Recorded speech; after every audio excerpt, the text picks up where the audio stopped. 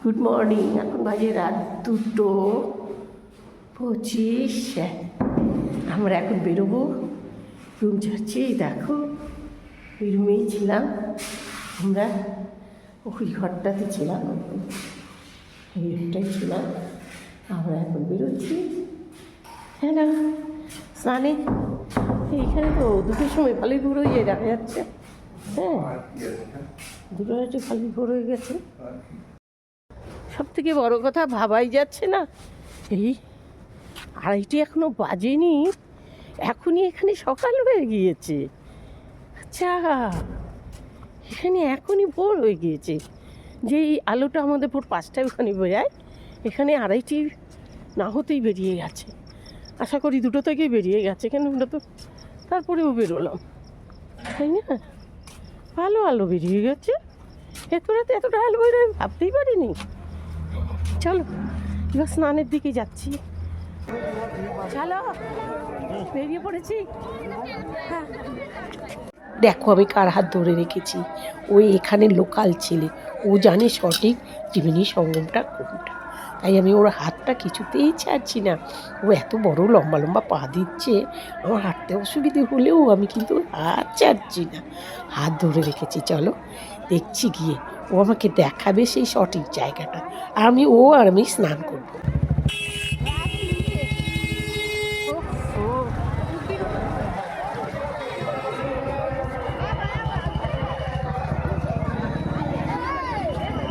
এখন রাত 3টে, আমরা বেরিয়ে পড়েছি স্নানের জন্যে।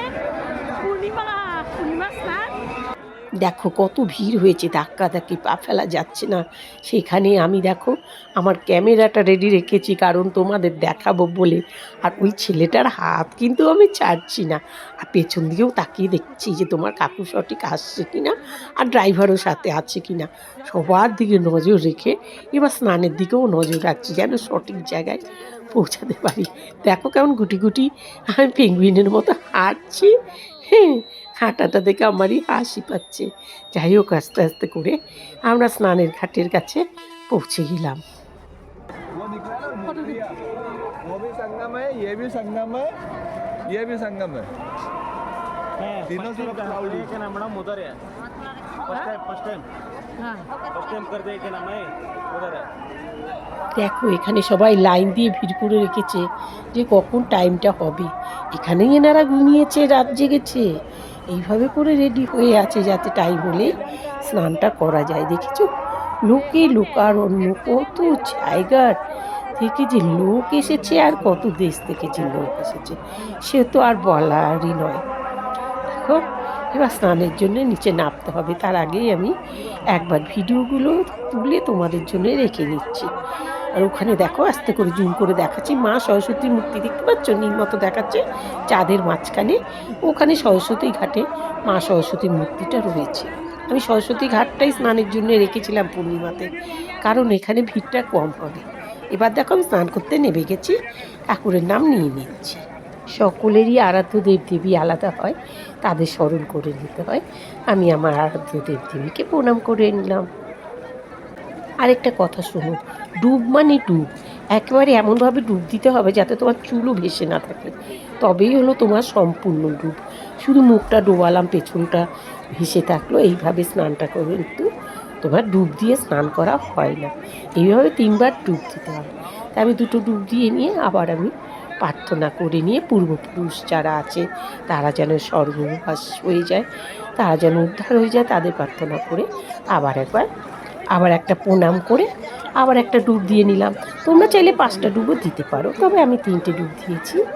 চলো এবার সূর্যকে একটু জল দিয়ে নিই। আমার আজ দারুণ মজা লাগছে, কেন বলো তো, সূর্য কিন্তু এরকম ব্রহ্ম মুহূর্তেই জল দিতে হয়, সূর্য ওঠার আগেই কিন্তু সূর্যকে জল দিতে হয়। তা আমি কোনো দিনই দিতে পারিনি।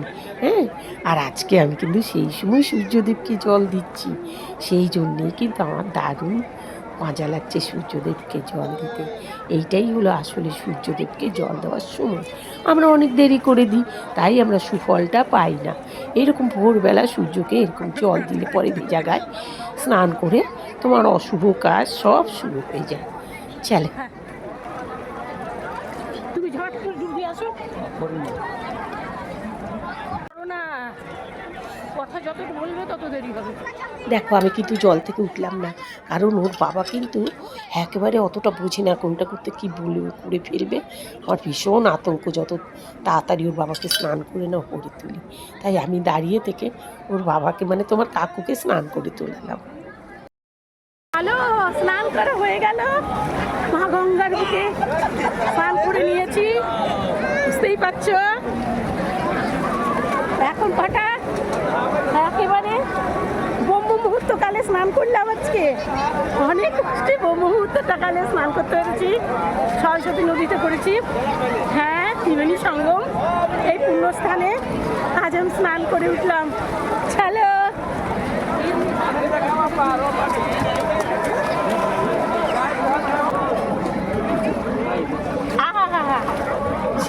অনেক, তুমি তোলো আমাকে, আমি যাই।